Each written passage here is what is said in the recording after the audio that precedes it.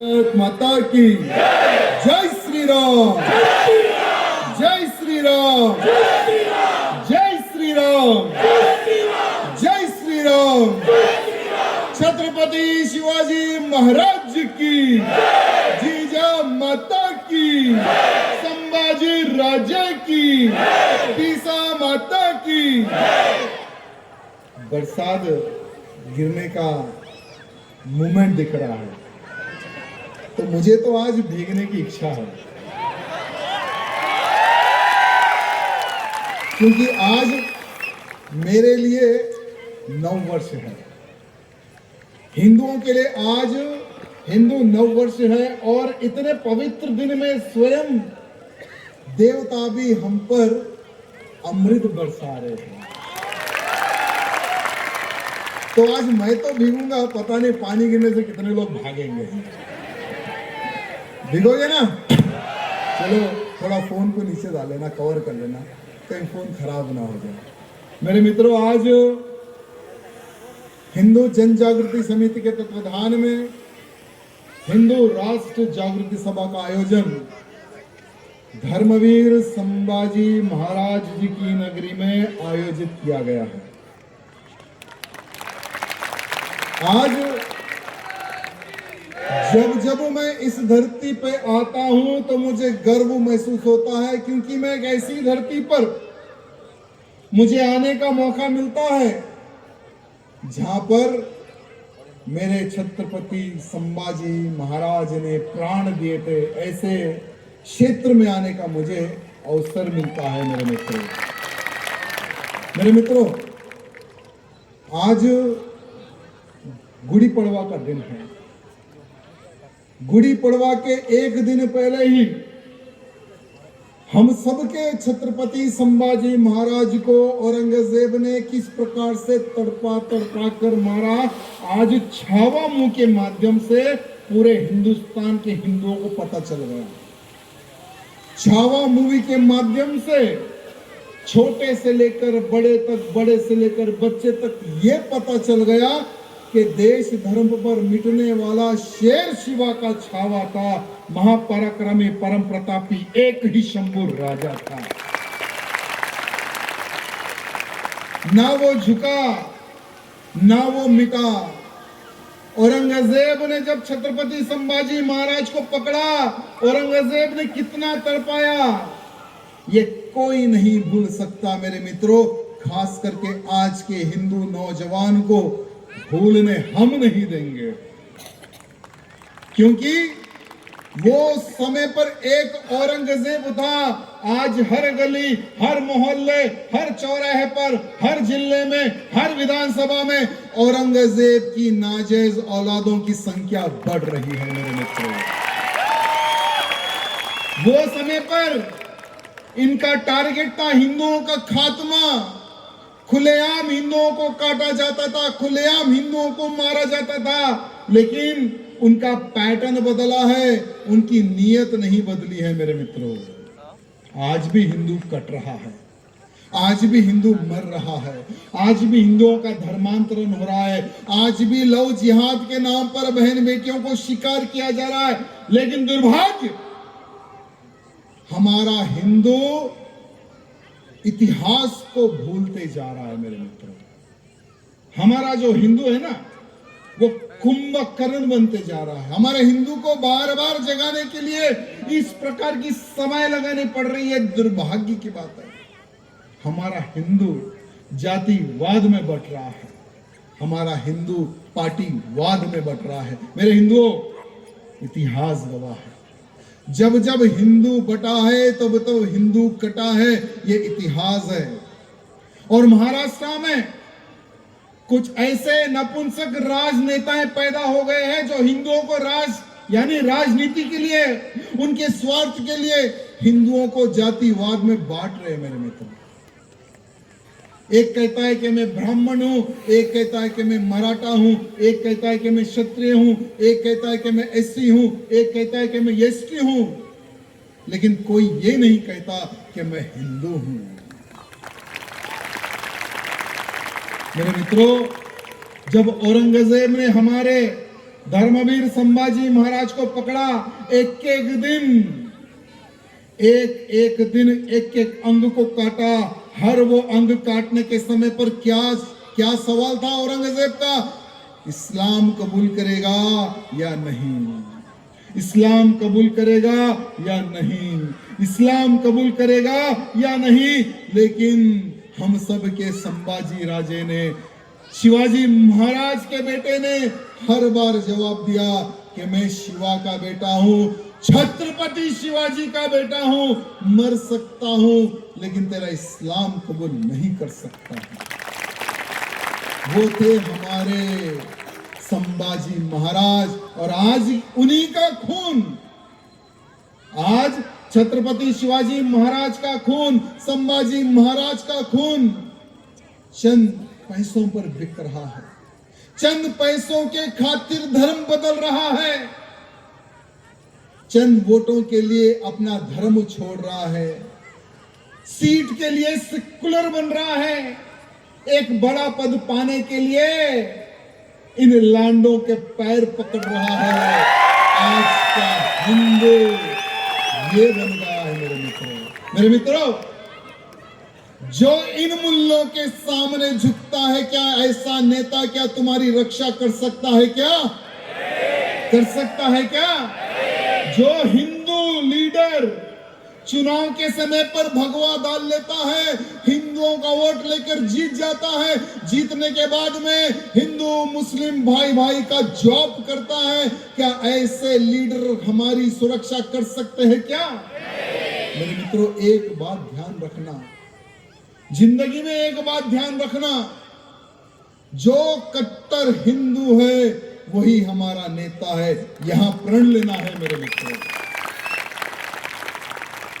और जो सेकुलर हिंदू है, ऐसों को तो हमारे बाथरूम का पानी भी नहीं पिलाना मेरे मित्रों, क्योंकि ऐसे लोग ना धर्म के रक्षा के लायक रहते हैं, ना ही हिंदुओं की सेवा के लायक रहते हैं, ना ही हमारी बहन बेटियों की रक्षा के लायक रहते हैं। ऐसे नपुंसक नेता हमें नहीं चाहिए मेरे मित्रों। हमें कैसा नेता चाहिए? हमें कैसा नेता चाहिए? बाला साहब ठाकरे जैसा नेता चाहिए। बाला साहब ठाकरे जी क्या कहते थे कि मेरा जो हिंदू सिर्फ मंदिर में घंटा मारने वाला हिंदू नहीं, इन लांडों को ठोकने वाला हिंदू चाहिए, वो हिंदू मुझे चाहिए, कहने वाले हमारे बाला साहब ठाकरे मेरे मित्रों। लेकिन आज पता नहीं, लोग सीट के लिए बिक जाते हैं, लोग वोट के लिए बिक जाते हैं।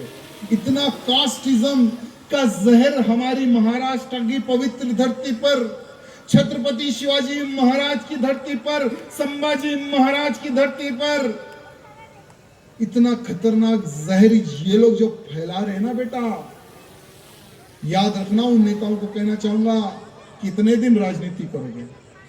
5 साल, 10 साल? उसके बाद में तो तुम्हें जाना है खबर में।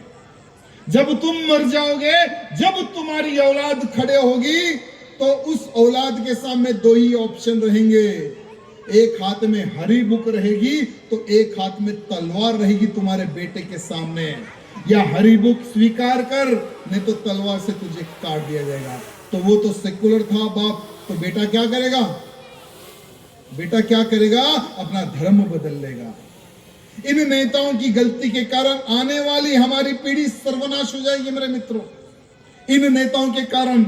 इसलिए हमें जो नेता चाहिए वो कट्टर हिंदू वाला नेता चाहिए मेरे मित्रों।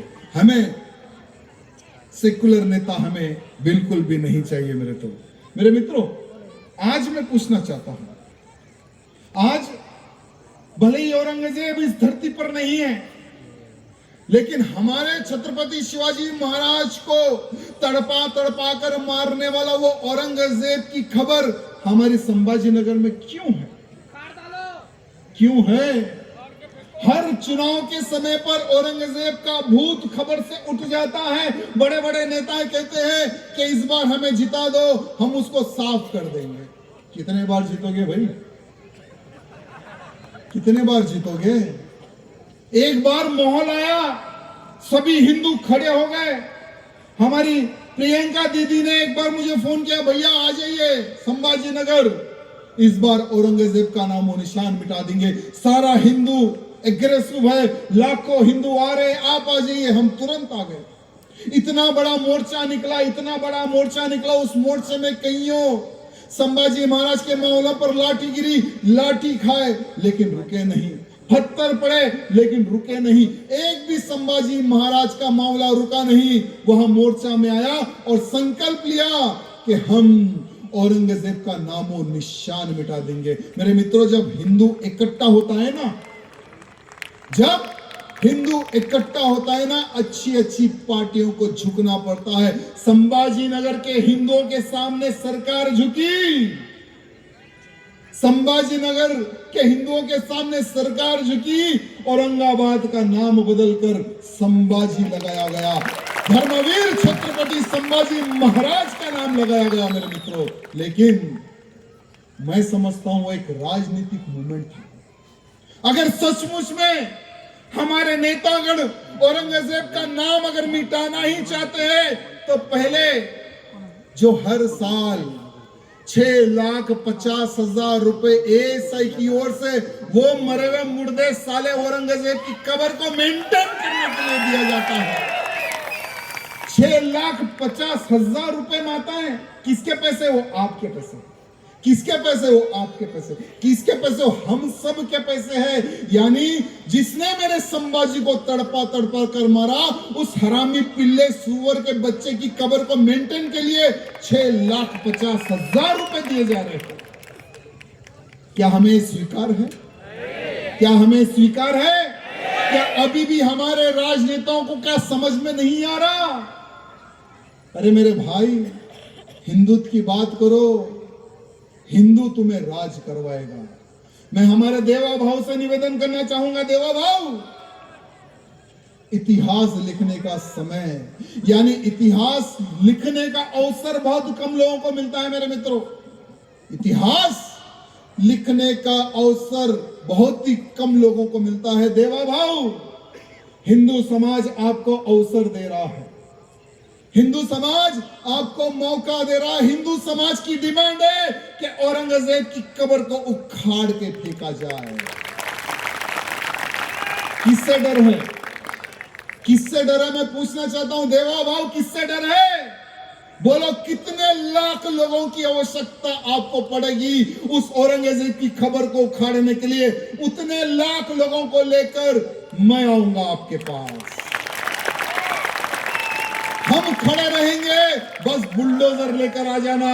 जो भी सामने आएगा औरंगजेब की नाजायज औलादों का खात्मा करेगा ये हिंदू समाज। हमें स्वीकार नहीं है। आज भी हमारे सीने पर एक किल गड़ा हुआ, एक किल, ये औरंगजेब की कब्र माने हम हिंदुओं के सीने पर एक किल है। मेरे मित्रों, एक किल है। जब तक उस किल को उखाड़ के नहीं फेंक देंगे ना, हम ना चैन से बैठेंगे, ना ही इन नेताओं को चैन से बैठने देंगे। मेरे मित्रों, हमें स्वीकार नहीं है हमारा धन औरंगजेब की कब्र को लोगे। देवा भाव, उस औरंगजेब की खबर को उखाड़ो। हिंदू जो है ना, तुम्हें मरते दम तक जिताते रहेगा, मरते दम तक तुम्हें जिताते रहेगा। और वही औरंगजेब की कब्र पर एक मूत्रशाला बना दो, वही औरंगजेब की कब्र को तोड़कर वहां पर मूत्रशाला बना दो, क्योंकि वो व्यक्ति उसी लायक है, क्योंकि उसने मेरे संभाजी को मारा। मेरी बहनों, मेरे संभाजी को मारा, और मेरे संभाजी को मारने वाले की कब्र हम स्वीकार नहीं करेंगे हमारे महाराष्ट्र की पवित्र धरती पर। कुछ लोग कह रहे हैं, कुछ नेता पता है क्या कहते हैं? नेता नहीं है वो, भगवान है। कुछ भगवान कहने लगे कि औरंगजेब की खबर को उखाड़ने की बात क्यों करते हो, रहने दो ना, उससे क्या तकलीफ है? तकलीफ है, हमें तकलीफ है। जब जब हम संभाजी नगर में आते हैं, तब तक हमें चुभता है वो औरंगजेब की कब्र, तकलीफ है। हम नहीं छोड़ेंगे जब तक वो कब्र का नामो निशान ना मिट जाए, हम नहीं छोड़ेंगे। मेरे मित्रों, मेरी बहनों, सावधान रहना। ये औरंगजेब के पिल्ले खास करके भारत देश को इस्लामिक राष्ट्र बनाने का एक बहुत बड़ा प्लान लेकर आगे बढ़े हैं। बहुत बड़ा प्लान। एक तरफ लव जिहाद के नाम पर हमारी बहन बेटियों को शिकार किया जा रहा है। मेरी बहनों, आपको एक काम दूंगा, करोगे? कितने लोग हैं कि राजा भैया आप जो काम बोले हम करेंगे? कितने लोग हैं? मैं हाथ उठाता हूं, हाथ उठाने तो नहीं उठाता। मेरी बहनों, एक काम करो, पहले तो हिंदू जन जागृति समिति से जुड़ो, कोई भी हिंदू संस्था से जुड़ो। जुड़ने के बाद में आपको हफ्ते में, यानी संडे होता है ना, 1 घंटा अपने धर्म प्रचार के लिए दो। पहले तो आपके रिश्तेदारों को फोन करो, हिंदुत्व के बारे में बताओ, लव जिहाद के बारे में बताओ। अपनी बेटी, भले ही वो 7 साल की क्यों ना हो, भले ही वो 10 साल की क्यों ना हो, अपनी बेटी को बोलो लव जिहाद के बारे में, कि कैसा ये लोग अपनी बहन बेटियों को ये लोग कैसा ट्रैप करते हैं, उस विषय में बोलो। केरला 2 बहुत अच्छी मूवी बनी है, परिवार सहित वो मूवी घर में देखो, नहीं तो जाकर थिएटर में देखो। एक बार वो मूवी देखने के बाद में आपको पता चल जाएगा कि हमारी हिंदू बहन बेटियों को शिकार करने के लिए कितना बड़ा षड्यंत्र किया जा रहा है।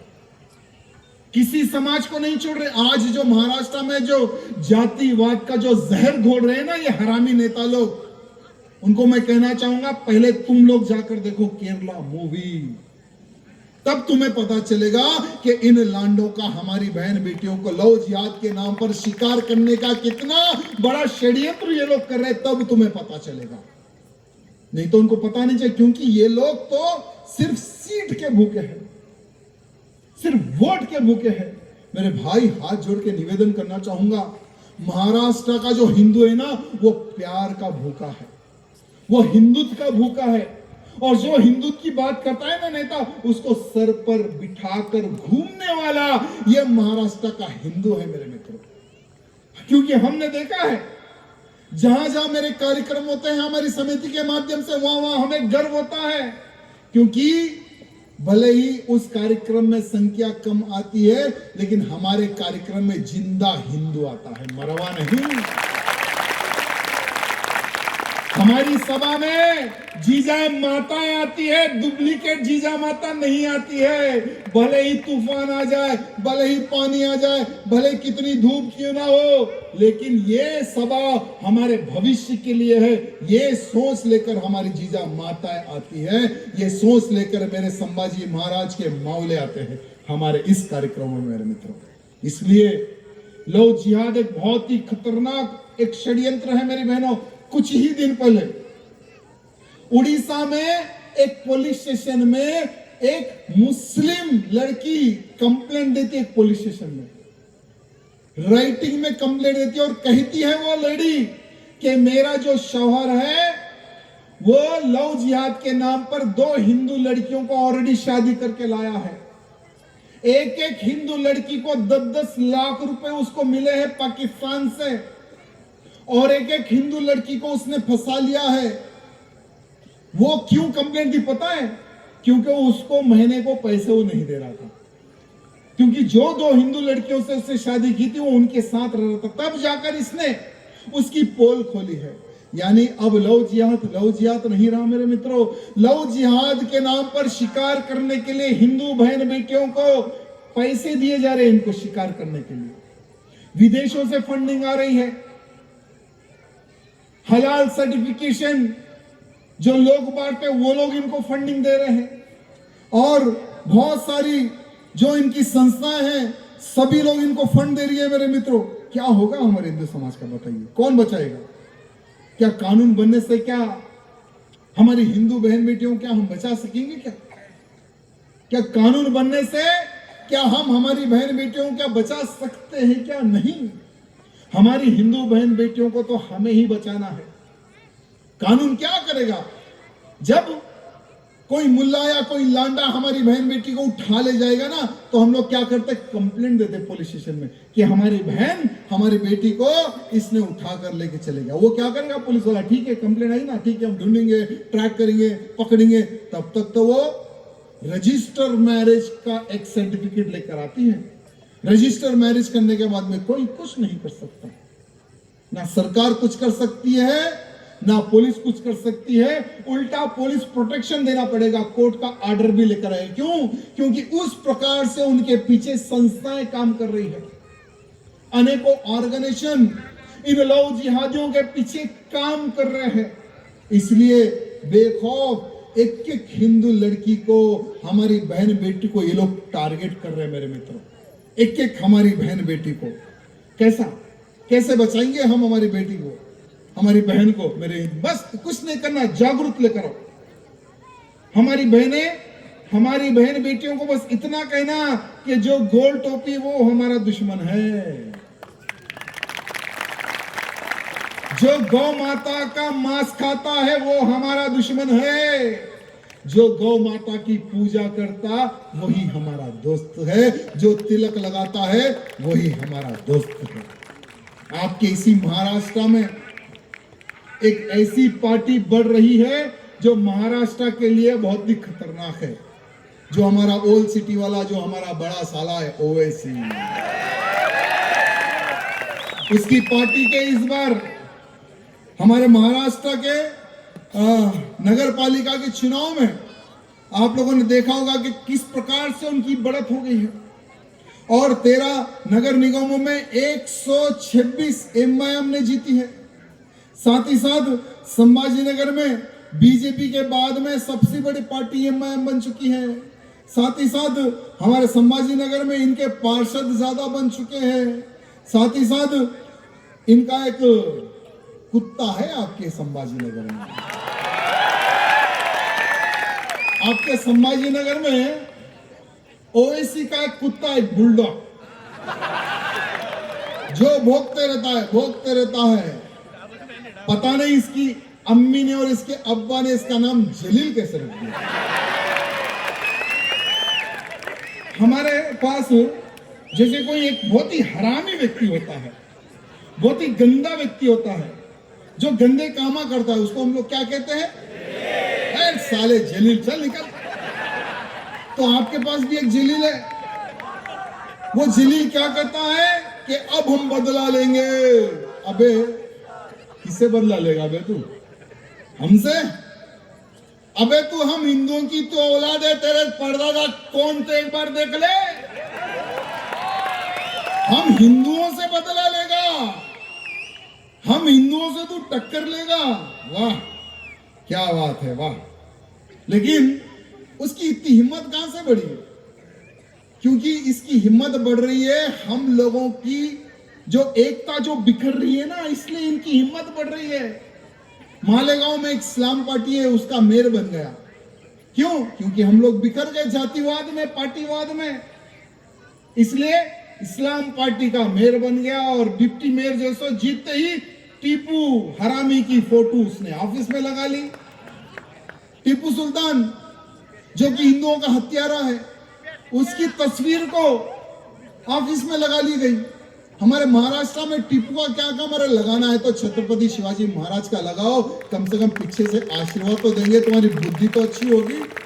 लेकिन नहीं, हम तो एक कट्टर इस्लामिक है मेरे भाई। इस्लामिक पार्टी जो आज भले ही मालेगांव में इनका मेयर बनाए ना, ये ओवैसी का पिल्ला और ये इस्लाम पार्टी वाले धीरे धीरे आपके पूरे महाराष्ट्र को खा जाएंगे मेरे मित्रों, आपके पूरे महाराष्ट्र को खा जाएंगे। और ये आपका जो जलील है, ये जलील क्या कहता पता है? हम मोदी के आंख में आंख डालकर बात करने वाले। अबे झूठे, तेरे में उतनी तो मेरे जो तू मोदी जी के आंख में आंख डाल के बात कर ले हैं? वाह, भूल गया क्या? हमारे छत्रपति शिवाजी महाराज के सामने एक ऐसा ही आया था आंख में आंख डालकर बात करने के लिए, हरा झंडा लेकर, लेकिन मेरे शिवा ने उसकी छाती फाड़ के भगवा लहरा दिया था। ये है हमारा हिंदू। पेशावर, हमारे पेशावर बाजीराव जी ने अटक से लेकर खटक तक तुमको ठोका, तुम मुल्लों को ठोका, गाजर मूली की तरह काटा। भूल गया क्या बे? क्या याद दिलाना। साथ ही साथ वो कहता है कि हम किसी को नहीं छोड़ेंगे। अरे तू किसी को छोड़, जो तेरे आका है ना, ओल्ड सिटी में दो बुलडॉग है, छोटा ओवैसी, बड़ा ओवैसी। अमित शाह और योगी जी की हवा से उनकी पैंट गीली हो जाती है मेरे मित्रों। उतने फट्टू हैं ये लोग, और ये लोग कहते हैं कि हम बहुत बड़े हैं। कुछ नहीं है, जीरो है। आपको पता है मेरे मित्रों कि ये सुअर से क्यों नफरत करते हैं? पता है आपको? ये लोग सुअर से क्यों नफरत करते पता है मेरी बहनों? क्योंकि इनसे ज्यादा सुअर बच्चे पैदा करते हैं। इनसे ज्यादा सुअर ज्यादा बच्चे पैदा करते, इसीलिए ये लोग सुअर से नफरत करते। और एक बात, ये लोग बकरे से भी नफरत करते हैं।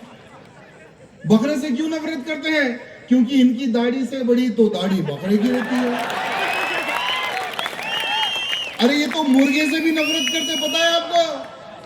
मुर्गे से नफरत क्यों करते हैं? मैंने सोचा, रिसर्च किया, तो इनको मुर्गे से इसलिए नफरत है क्योंकि इनसे पहले मुर्गा उठकर कुकुड़कू करता है, इसलिए ये लोग मुर्गे से भी नफरत करते हैं। अरे कैसे दिमाग वाले हैं। अभी मुझे लगभग 3 दिन से कंटिन्यू धमकी भरे कॉल्स आ रहे, कर मेरे घर के एड्रेस पर एक लेटर भी आया। पत्र में यह लिखा हुआ है कि मैंने 3 स्नैपर बुलाए हैं। इस बार रामनवमी शोभा यात्रा के लिए आखिरी शोभा यात्रा है। मैंने 3 स्नैपर मंगाए हैं, और ये यानी मंगलहाट से लेकर पुराना पुल तो पार नहीं करेगा। अगर वो पार कर लिया तो बेगम मेहर तक नहीं जाएगा, वो अगर पार कर लिया तो सिकंदरा मस्जिद तक नहीं जाएगा। वहां पर भी मैंने एक बहुत बड़ा बम प्लान किया, ठीक है। उसके बाद में कंटिन्यू 150 से 200 कॉल्स मेरे फोन पर, धमकी भरे, थ्रेट्स कॉल बोलते हैं उसको। मैंने फोन उठाया, हाँ चल भाई बोल, क्या बात है? नहीं, हम तुझे जिंदा नहीं छोड़ेंगे। मैं पूछा क्यों? नहीं, तू हमें गाली देता है, तू वो करता है, ये करता है, वो रैली निकाल के, वो जुलूस निकाल के हमें चैलेंज करता है, इस बार हम नहीं छोड़ेंगे। तो मैंने पूछा कि तू मर्द है या औरत है? तू मर्द है या औरत है? नहीं, कट्टर मुसलमान हूं। तो मैंने पूछा, साले तो अगर कट्टर मुसलमान है तो फोन पे धमकी क्यों देता है? ये मेरा एड्रेस है, गूगल में मार ले, मेरा डायरेक्ट घर का एड्रेस मिल जाएगा। तू सिर्फ गूगल को ऐसा बोल दे, राजा सिंह का घर का एड्रेस, तुरंत मेरे घर पे लाकर छोड़ेगा। अगर तू सच्चा मुसलमान है तो फोन पर धमकी मत दे, नामर्द। हम वो है जो सीना तान के चलते। हम छत्रपति शिवाजी महाराज के मावले हैं, डरते तो किसी के बाप से भी नहीं। और फोन पर धमकी तो नामर्द देते हैं, मर्द नहीं मेरे मित्रों। फोन पर धमकी कौन देते हैं? नामर्द देते हैं। हम हिंदुओं की नाजायज औलादे हैं जो फोन पर धमकी देती है। हम डरने वाले नहीं है किसी के फोन से। मुझे यहाँ पर भी संभाजी नगर में भी बता देंगे, मैं बोला ठीक है, देख रहा हूं कहां पे किधर से आया, मेरा साला तो दिखा नहीं कहीं भी। मेरे मित्रों, अभी मैं जब रिसर्च कर रहा था, इनकी जो सोच है देखिए, ये लोग कहते हैं कि हम देशभक्त हैं, देश की आजादी में हम मुसलमानों का भी योगदान बहुत बड़ा है। ठीक है, तुम्हारा नहीं है, लेकिन उन अच्छे मुसलमानों का योगदान है जो सच्चे देशभक्त है, जो भारत माता की जय कहते हैं, जो वंदे मातरम गाते हैं, वो है सच्चे मुसलमान। लेकिन ये कहां से मुसलमान है जो साले खाते भारत का और गाते पाकिस्तान का? यानी इनकी अम्मी इधर है और उनका अब्बा, ये लोग पाकिस्तानी को बना देते हैं। अभी आपने लव जिहाद सुना है, थूक जिहाद सुना है, लैंड जिहाद सुना है, अभी सीसीटीवी जिहाद देखने को मिल रहा है। अभी 6 दिन पहले उत्तर प्रदेश के गाजियाबाद में 6 आतंकी पकड़े गए, 6 आतंकी मुसलमान, उसमें एक भी हिंदू नहीं है, 6 के 6 आतंकी मुसलमान है। पुणे रेलवे स्टेशन पर इन्होंने कैमरा लगाया, सीसीटीवी। मुंबई के बहुत सारे क्षेत्रों में जहां पर पब्लिक का मूवमेंट होता है, वहां पर इन लोगों ने सीसीटीवी लगाया है। दिल्ली रेलवे स्टेशन के पास में सीसीटीवी लगाया, लगभग जहां पर हमारी आर्मी के बड़े बड़े ऑफिसरों का मूवमेंट रहता है वहां पर इन्होंने सीसीटीवी लगाया। नेवी के ऑफिसर, नेवी का मूवमेंट जहां जहां होता है वहां पर इन्होंने सीसीटीवी लगाया। लगभग 75 क्षेत्रों में इन्होंने सीसीटीवी लगाया। लेकिन हमारी महाराष्ट्र की पुलिस तो पुलिस है। मुंबई में एक सीसीटीवी को देखा कि यह सीसीटीवी किसी दुकान का नहीं है, किसी मकान का नहीं है, किसी फैक्ट्री का नहीं है। यह सीसीटीवी किसने फिट किया? हमारे महाराष्ट्र की जाबाज पुलिस ने। उस सीसीटीवी जिसने लगाया उस हरामी कटमुल्ले को पकड़ा। जब उसको अच्छे से ठोका, महाराष्ट्र की पुलिस के सामने कोई मुंह बंद रख सकता है क्या? अम्मी अम्मी अम्मी सब बोल दिया, ए से लेकर जेड तक सब बोल दिया। यहां से लेकर उत्तर प्रदेश तक गाजियाबाद में 6 आतंकी पकड़े जाते हैं। सारा का सारा वीडियो फुटेज पाकिस्तान ये लोग भेज रहे हैं और ये लोग कहते हैं कि हम सच्चे देशभक्त हैं। कहां से सच्चे देशभक्त हैं बता दो। 6 के 6 भारतीय हैं, 6 के 6 गाजियाबाद में। उनका बाप गाजियाबाद में पैदा हुआ, उनके बाप का बाप गाजियाबाद में पैदा हुआ, उनका परदादा भी गाजियाबाद में पैदा हुआ। तो अबे सालो हरामी कटमुल्लो, खाते देश का और गाते पाकिस्तान का, तुम कहां से सच्चे हो गए? एक समय पहले कहीं पर भी आतंकी हमला होता था भैया जी, तो ये कहा जाता था कि ये आतंकी तो बेचारा अनपढ़ है, इसको क्या पता, कोई भी कुछ पैसे दे दो, गन दे दो, किसको भी मार दो, बोलो मार देगा, अनपढ़ है बेचारा, अनपढ़ बेचारा।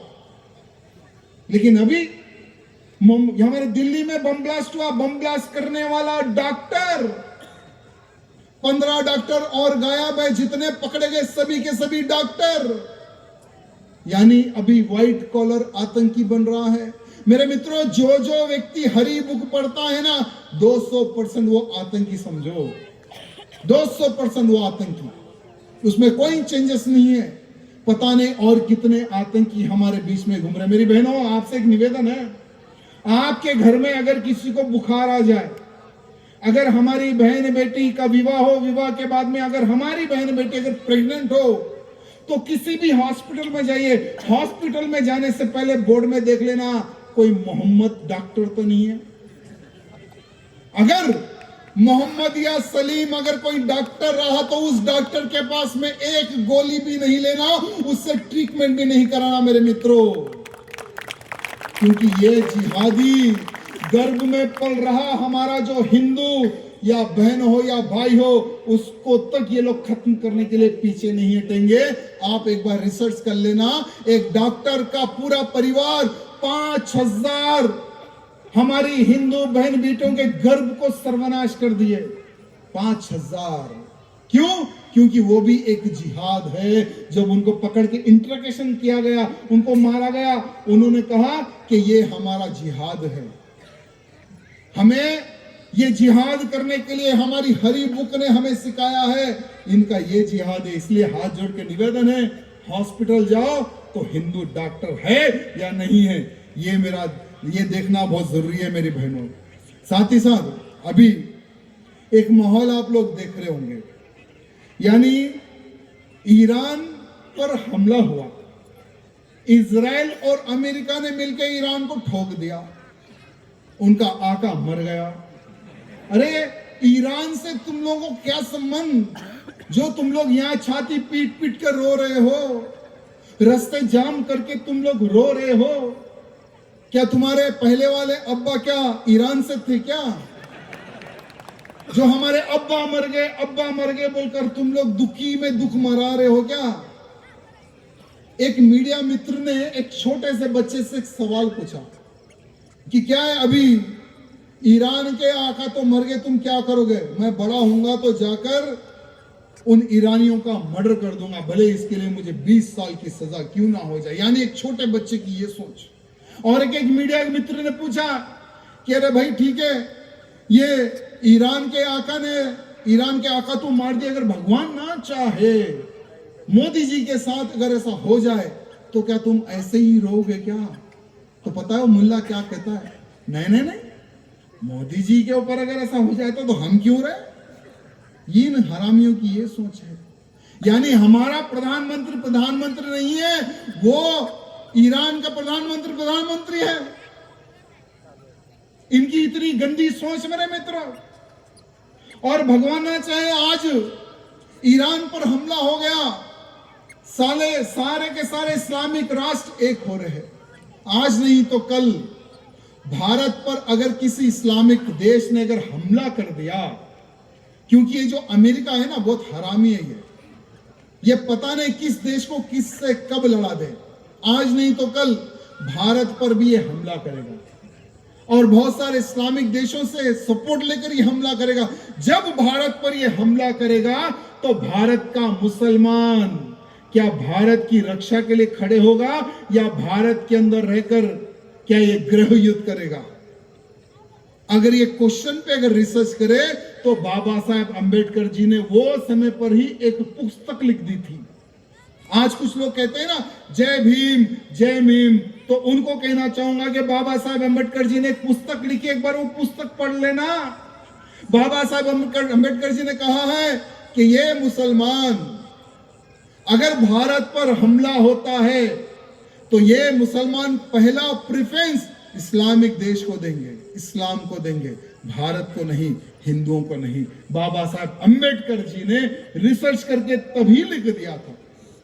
तो इनकी जो सोच है ना मेरे मित्रों, ये कभी नहीं बदलने वाली। ये एक चीज का ध्यान रखना। साथ ही साथ आज हमारे भारत में किस प्रकार से जनसंख्या बढ़ते जा रही है। हमारे हिंदुओं की सोच क्या है बहनों? पहले तो भी हम दो हमारे दो, अभी हम दो हमारा एक, हम दो हमारे एक। ये तो हमारा हिंदू ये स्कीम लेकर चल रहा है और वही ये पंक्चर छाप एक नई स्कीम लेकर चल रहे हैं। हम 5 हमारे 50। ये पंक्चर छापों की क्या स्कीम हो गई? हम 5 हमारे 50।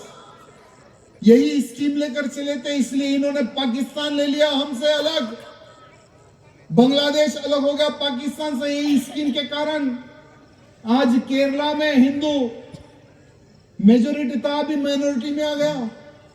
बंगाल में हिंदुओं को मारा जा रहा है, काटा जा रहा है। तमिलनाडु में हिंदू सुरक्षित नहीं है। लगभग अनेकों जिलाओं में हिंदू माइनॉरिटी बन गया मेरे मित्रों। डेमोग्राफी बदलते जा रही है, माहौल बदलते जा रहा है। इसलिए हमें प्रधानमंत्री मोदी जी को एक संदेश भेजना है इस सभा के माध्यम से। मोदी जी, हिंदुओं की वजह से ही आप प्रधानमंत्री बने हो। मोदी जी, हिंदुओं के आशीर्वाद से ही आप प्रधानमंत्री बने हो, हिंदुओं के आशीर्वाद से ही हम विधायक बने हैं। और आज हिंदुओं की मांग है, हम इन पंक्चर छाप जैसा 50-50 बच्चे पैदा नहीं कर सकते, 5-5 शादियां नहीं कर सकते मोदी जी, लेकिन आप जनसंख्या निरंतरण कानून बना दो। हम दो हमारे दो, तो इन पंक्चर छाप के भी 2 ही रहने चाहिए।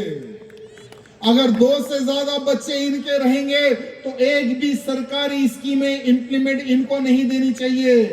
ये स्कीम आप लागू कर दो।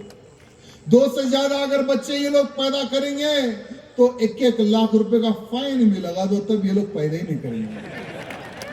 ऑटोमेटिक कंट्रोलिंग में आ जाएंगे, क्योंकि आज हमारे देश का जनाबा 140 करोड़ हो गया मेरे मित्रों, 140 करोड़।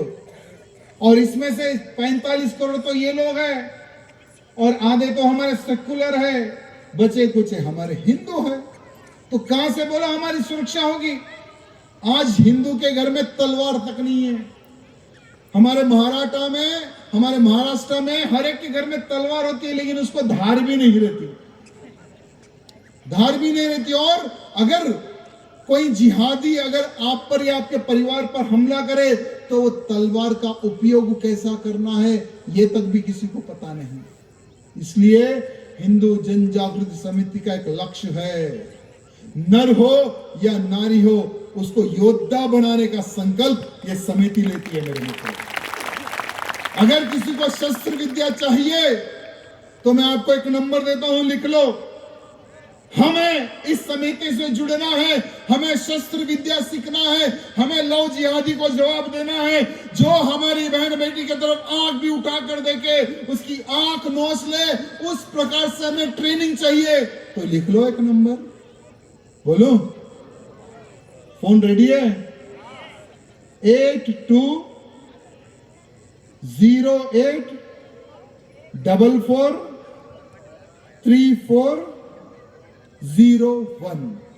एक बार बोलो, 8208443401। लिख लिया? अगर मर्द बनना है ना तो ही इस नंबर पे कॉल करना।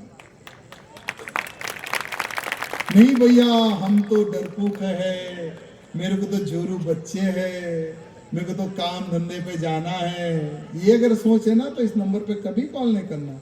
क्योंकि हम नामर्दों की फौज हम नहीं बनाते, हम छत्रपति शिवाजी महाराज के मावलों की फौज बनाते हैं हम लोग, फौज। और आने वाला समय युद्ध का समय है, याद रखना। जो लड़ेगा वही जीवित रहेगा, जो नहीं लड़ेगा वो औरंगजेब का बच्चा बन जाएगा। ये बात लिख के लगा लेना मेरे मित्रों। आने वाला समय युद्ध का समय, युद्ध प्रारंभ हो चुका है, गृह युद्ध की शुरुआत इन्होंने कर दी है। अब हम अपने आप को कैसा बचा सकते हैं, इस विषय पर आपको सोचने की आवश्यकता है मेरे मित्रों। बचाओगे अपने परिवार को, बचाओगे लव जिहाद से हमारी बहन बेटियों को बचाओगे। अभी महाराष्ट्र सरकार का मैं देख रहा था, एंटी कन्वर्शन एक बिल हमारे देवा भाऊ जी ने पास कर दिया। मैं बहुत बहुत बधाई, बहुत बहुत धन्यवाद प्रकट करता हूं हमारे महाराष्ट्र के मुख्यमंत्री जी को, जिन्होंने हिंदुओं की भावनाओं को समझकर, जिस प्रकार से लव जिहाद हो रहा है, जिस प्रकार से धर्मांतर हो रहा है, उस सभी चीजों को देखकर एंटी कन्वर्शन बिल को उन्होंने पास किया है। इसकी ओर से सभी लोग ताली मारकर देवा भाई जी को बधाई देना, धन्यवाद कहना। लेकिन देवा भाऊ, कानून बनाने से धर्मांतरण नहीं रुकने वाला, कानून बनाने से लव जिहाद नहीं रुकने वाला। कानून बनने के बाद में एक एक जिला में, एक एक विधानसभा में, एक एक वार्ड में स्ट्रिक्टली इंप्लीमेंट हो रहा है या नहीं हो रहा है, इस पर आप एक मॉनिटर टीम बनाइए, एक मॉनिटर टीम बनाइए, एक टास्क फोर्स बनाइए। जिस जिला में हिंदुओं का धर्मांतरण हो, पहले तो उस कलेक्टर को सस्पेंड कीजिए, उस पुलिस अधिकारी को सस्पेंड कीजिए। तब एक कलेक्टर और एक पुलिस अधिकारी को सस्पेंड जब होंगे ना ये लोग, तो दूसरे लोग ऑटोमेटिक सुधर जाएंगे। जो भी धर्मांतरण कराने के लिए आएगा उसको उल्टा लटका के ये लोग खुद मारेंगे। क्योंकि हमारा जो सिस्टम है ना मेरे मित्रों, क्योंकि हमारे जो पुलिस के हमारे जो अधिकारी भाई बंधु है, आजकल फिजिकल फिटनेस नहीं रहा इनमें, फिजिकल फिटनेस नहीं है, इसलिए नींद ज्यादा आती है। अब ऑफिस में एसी तो रहता ही है और बाजू बेड भी रहता है, एक सेपरेट रूम भी रहता है, वहां पर सोते रहते हैं। तो इसलिए इनको एक्टिव करने के लिए देवा भाव आपने इतनी मेहनत करके, सभी विधायकों का समर्थन लेके, सभी का आशीर्वाद लेकर आपने एंटी कन्वर्शन बिल बनाया है। अगर ये सख्ती से अगर इंप्लीमेंट हो गया तो महाराष्ट्र की जनता आपको कभी नहीं भूलेगी कि किसने एंटी कन्वर्शन बिल पास किया है, देवा भाव ने पास किया है, ऐसा नाम आपको आएगा। साथ ही साथ अभी रमजान चल रही है, रमजान का पवित्र महीना चल रहा है, ऐसा ये लोग कहते हैं, मुझे पता नहीं। लेकिन इस रमजान में मुझे यह देखने को मिल रहा है कि बहुत सारे हमारे हिंदू नेता हैं, ये वोट के भिखारी, लंबे लंबे टेबल डालकर, लंबे लंबे, मैं क्या क्या कर रहे भैया, नहीं मैं तो रोजा खुलवा रहा हूं। तो मैं रिसर्च किया हूं उस पर भी, मैंने ये रिसर्च किया हूं कि मुसलमान तो हिंदू को काफिर कहता है, मुसलमान हिंदू को काफिर कहता है, और वो काफिर के पैसे का रोजा अगर ये खाएगा, रोजा अगर खोलेगा तो उसकी किताब में लिखा हुआ है कि हराम है, तो तू कैसा तुम लोग खा रहे हो और कैसा तुम लोग खिला रहे हो, समझ में नहीं आ रहा। और हमारे नेताएं दौड़ लगा रहे, दौड़ एक के पीछे, अरे उसने किया है, अरे वो पार्टी ने किया है, मुझे भी करना है, इसने किया है वो भी करना है, उसने किया है मुझे भी करना है, ऐसे दौड़ लगा रहे हैं। मुझे भी कॉल आया था कि भैया आप भी इस प्रकार से काम करो। नहीं भैया, हम जहर खिला देंगे,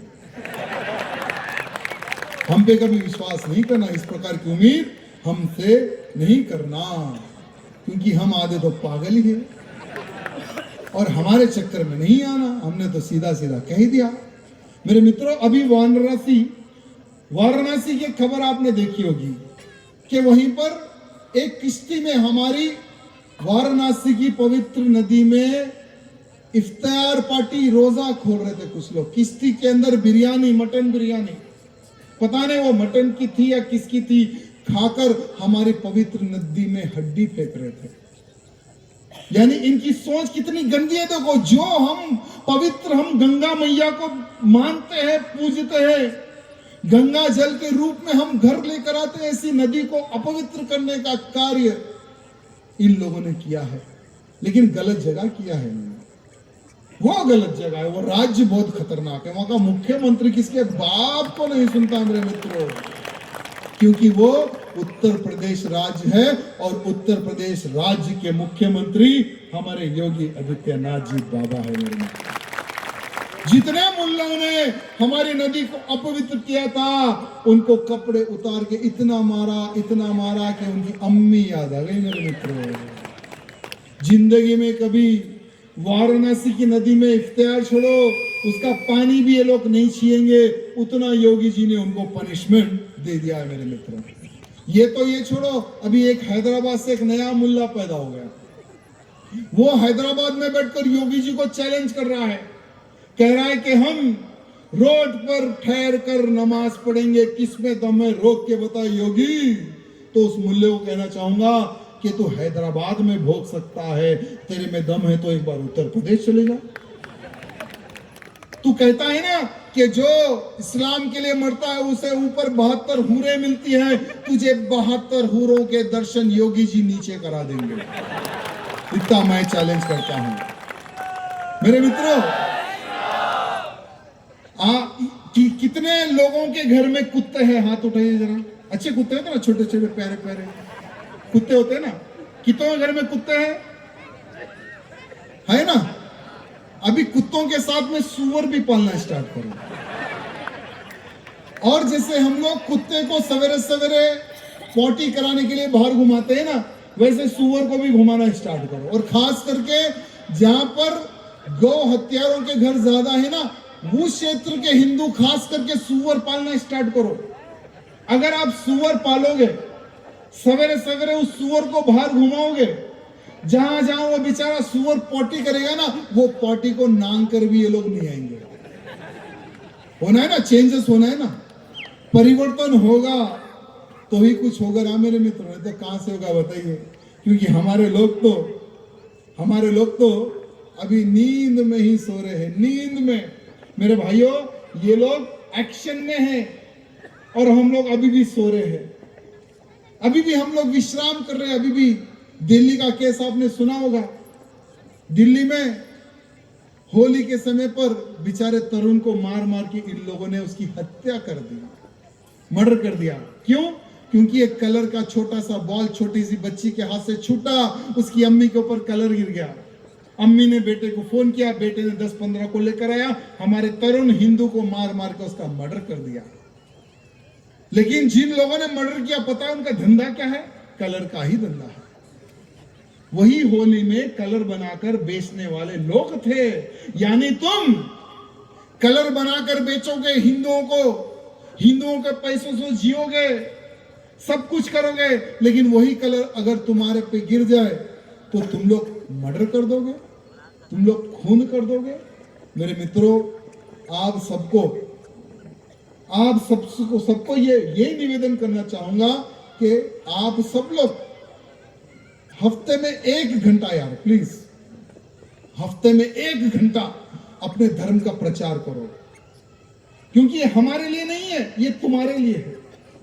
अगर हफ्ते में 1 घंटा अगर आप लोग अपने धर्म का प्रचार करोगे ना, तो हमारा धर्म मजबूत होगा, हमारी आने वाली पीढ़ी भी सुरक्षित रहेगी। नहीं तो आने वाले समय में पता नहीं हम रहेंगे या ना रहेंगे, उसकी कोई गारंटी नहीं है। लेकिन हम चाहते हैं कि आपकी युवा पीढ़ी आने वाले समय में भी तिलक लगा कर रहे। हम चाहते हैं मेरे मित्रों, हमारा यहाँ संकल्प है और समिति का एक ही एक लक्ष्य है, भारत बने हिंदू राष्ट्र। और वही संकल्प को लेकर आज भारत के हर कोने में धर्म सभाओं का आयोजन किया जा रहा है। भारत के हर कोने में, हर जिले में, हर विधानसभा में हिंदुओं को एक करने का प्रयत्न किया जा रहा है। मेरे मित्रों, जिस दिन भारत का 100 करोड़ हिंदू खड़ा होकर कह दे कि मोदी जी भारत को हिंदू राष्ट्र घोषित करो, उसी दिन प्रधानमंत्री मोदी जी पार्लियामेंट में खड़े होकर कहेंगे, भाइयों और बहनों, आज से हम यहां घोषणा करते हैं कि भारत देश आज से हिंदू राष्ट्र घोषित। ये तभी होगा जब हिंदू खड़ा होकर मोदी जी को कहेगा कि मोदी जी बहुत हो गया, ये लोग गजवा हिंद की तैयारी कर रहे हैं, ये लोग भारत को इस्लामिक राष्ट्र बनाने की तैयारी कर रहे हैं। मोदी जी आप तो भगवाधारी है, आप भगवे को खड़ा कर दो और भारत को हिंदू राष्ट्र घोषित कर दो। ये हमें प्रधानमंत्री मोदी जी से उम्मीद भी है और यही प्रधानमंत्री मोदी जी कर भी सकते हैं मेरे मित्रों, क्योंकि मोदी जी भी किसी के बाप से डरते नहीं है, किसी के बाप से डरने वाले नेता नहीं है मेरे मित्रों। आज हम सब सुरक्षित है ना, आज हमारा देश सुरक्षित है तो हमारी सेना की वजह से, आज हम सब सुरक्षित है तो हमारे प्रधानमंत्री मोदी जी की वजह से मेरे मित्रों। इसलिए आप सबसे निवेदन है, हमारी बहन भी अभी बात करेगी क्योंकि महिला शक्ति ज्यादा है। हमारी प्रियंका दीदी से निवेदन करना चाहूंगा, ठीक है हिंदी मेरी बहनों को समझ में आया नहीं आया मुझे पता नहीं, लेकिन मराठी में हमारी बहनों को जगाना है आपको, इसलिए आपसे निवेदन करना चाहूंगा मेरे मित्रों, संगठित रहो, जागरूक रहो, आने वाला समय युद्ध का है, युद्ध लड़ने के लिए तैयार हो जाओ। बोलो भारत माता की, भारत माता की जय श्री राम, जय श्री राम, जय श्री राम। धन्यवाद।